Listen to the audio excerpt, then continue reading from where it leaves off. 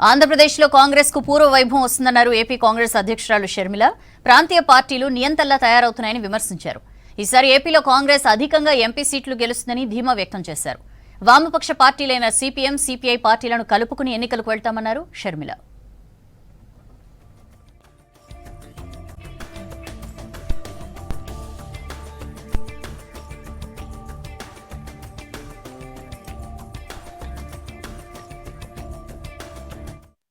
కాంగ్రెస్ పార్టీకి వచ్చిన అప్లికేషన్లు దాదాపు 1500 అప్లికేషన్లు రావడం జరిగింది.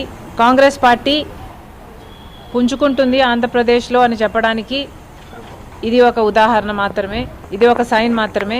ఇక రీజనల్ పార్టీలు అయితే నియంతలా తయారవుతున్నారు. రీజనల్ పార్టీలో అధికారంలో వచ్చిన